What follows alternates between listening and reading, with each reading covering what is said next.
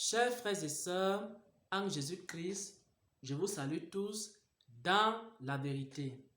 J'espère que chacun et chacune d'entre vous se porte bien par la grâce de Dieu. Je partage en ce jour une parole. Je partage en ce jour un enseignement. Je partage en ce jour une doctrine. C'est la doctrine des parures. C'est une doctrine qui était enseignée dans l'Église primitive. Vous allez retrouver cela dans les épîtres de l'apôtre Paul et dans les épîtres de l'apôtre Pierre. On sait tous que l'apôtre Paul était l'apôtre des païens et l'apôtre Pierre était l'apôtre des Juifs. Et maintenant, ces deux apôtres ont enseigné une même doctrine. C'est la doctrine des parures.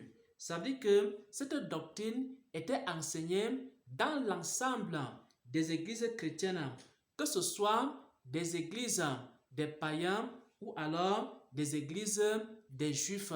On enseignait cette doctrine parce que c'est une doctrine qui était enseignée en même temps par l'apôtre Pierre, qui était l'apôtre des Juifs, et en même temps par l'apôtre Paul, qui était l'apôtre des païens. Vous allez trouver cette doctrine dans 1 Timothée 2 au verset 9. C'est l'apôtre Paul qui va parler de cela dans 1 Timothée 2 au verset 9. Vous allez aussi trouver cette doctrine dans 1 Pierre 3 au verset 3.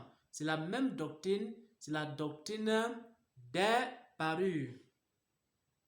On va s'intéresser ici beaucoup plus à la coiffure du chrétien. Il y a plusieurs choses à dire sur les parures, mais on va s'intéresser à un aspect de cette doctrine qui concerne la coiffure d'un chrétien ou alors la coiffure d'une chrétienne. On va lire ici 1 Timothée 2 à partir du verset 9. Qu'est-ce que l'apôtre Paul enseignait? Je veux aussi que les femmes vêtues d'une manière décente. Donc, les apôtres étaient en train d'enseigner que les hommes et les femmes dans l'église devaient être vêtus d'une manière décente, avec pudeur et modestie, et qu'elles ne se parlent ni de tresses, ni d'or, ni de perles, ni d'habits somptueux. Quand on parle ici des parures, on parle des artifices qu'une personne peut mettre sur son corps pour obtenir de l'éclat, pour obtenir de la beauté. Et dans ces églises-là, c'était beaucoup plus les femmes qui étaient en train de se parer, en train de mettre certains artifices sur leur corps pour avoir de l'éclat, pour avoir de l'attirance et pour avoir de la beauté. Et l'apôtre Paul est en train d'enseigner ici à Timothée. Timothée était un serviteur de Dieu qui travaillait avec l'apôtre Paul. Timothée était un serviteur de Dieu qui avait été formé par l'apôtre Paul. Et Timothée était un ministre de l'évangile. Et l'apôtre Paul va instruire à Timothée d'enseigner cette doctrine-là dans toutes les églises chrétiennes qui avaient cru à la parole de Dieu. Et c'est dans ce contexte-là que l'apôtre Paul va écrire une lettre qui va adresser à Timothée. Et maintenant, l'apôtre Paul va dire à Timothée ceci: je veux que les femmes vêtues d'une manière décente, avec pudeur et modestie, ne se parent ni de tresses. Et là, ça concerne la coiffure. Comment la femme chrétienne doit se coiffer. Elle ne doit pas avoir des tresses. Et maintenant, lorsqu'on parle de tresses ici, le terme biblique qui parle de tresses ici, quand vous allez lire, pourquoi? Parce que la Bible a été écrite en deux langues. L'Ancien Testament a été écrit en hébreu et le Nouveau Testament a été écrit en grec. Et maintenant, quand on parle de tresses ici, dans la langue grecque, on est en train de parler ici de tisser deux types de cheveux. Lorsqu'on dit ici que la femme ne doit pas se parer de tresses, ça veut dire que la femme ne doit pas tisser deux types de cheveux sur sa tête. Pourquoi? Parce que la femme possède premièrement des cheveux qui sont naturels. Et maintenant, lorsque aux cheveux naturels, une femme vient ajouter d'autres cheveux qui ont été créés par l'homme, qui sont des cheveux artificiels, qui peuvent être, par exemple, des greffes, qui peuvent être, par exemple, des mèches. Lorsque on tisse les cheveux naturels que Dieu nous a donnés avec d'autres cheveux créés par l'homme, on met les deux ensemble, on appelle cela une tresse. C'est ce que l'apôtre Paul est en train de dire ici. Lorsqu'il dit dans 1 Timothée 2 au verset 9, il dit que je veux que les femmes vêtues d'une manière décente, avec pudeur et modestie, ne se parent ni de tresses. Ça veut dire que Dieu nous a donné des cheveux qui sont des cheveux naturels. Et maintenant, on va aller prendre d'autres cheveux qui ne sont pas des cheveux naturels. Ces cheveux-là peuvent donc être des mèches. Ces cheveux-là peuvent donc être des greffes. Et lorsqu'on met ensemble nos cheveux naturels, avec nos cheveux artificiels, alors ça forme ici des tresses. Et c'est ça que l'apôtre Paul est en train d'interdire ici dans l'église. C'est une coutume qui avait trait dans le monde.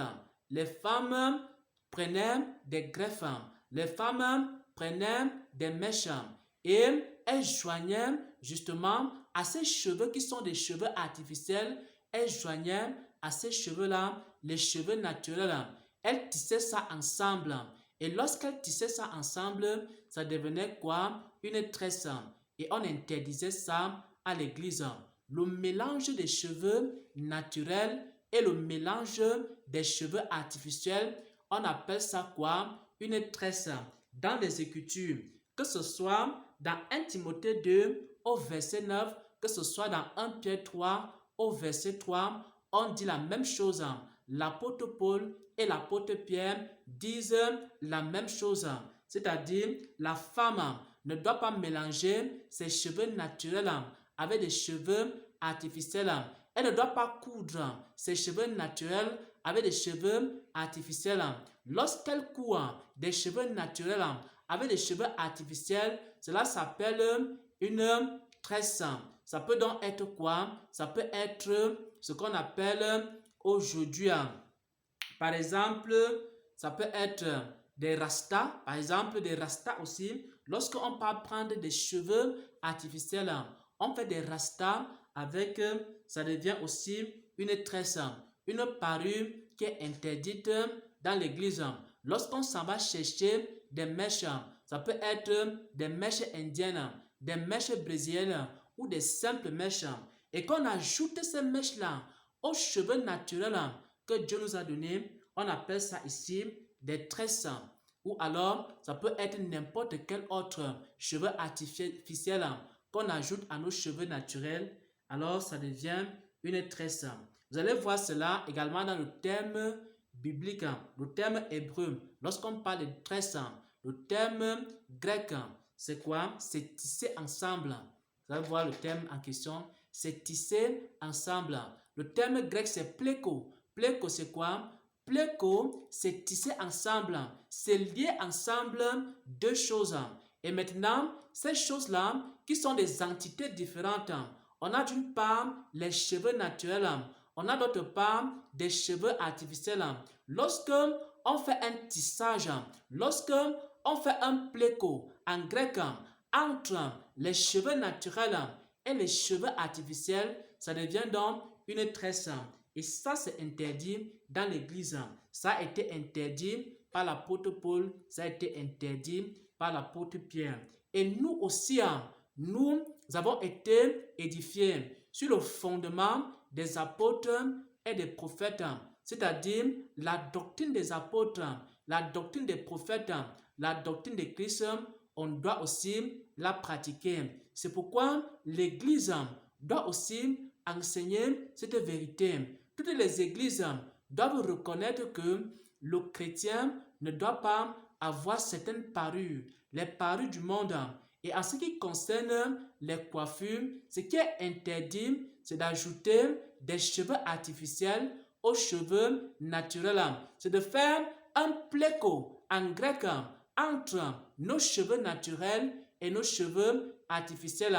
C'est de faire un tissage ou alors un pléco entre les cheveux qui ne viennent pas de Dieu, qui viennent des hommes, et les cheveux qui viennent de Dieu. Lorsqu'on fait cela, cela devient donc un péché aux yeux de Dieu. Voilà, bien-aimés frères et sœurs, en Jésus-Christ, ainsi expliqué selon les saintes écritures, la doctrine des parures, et notamment en ce qui concerne la coiffure du chrétien. Soyez bénis, soyez fortifiés dans le Seigneur. Amen, amen, amen.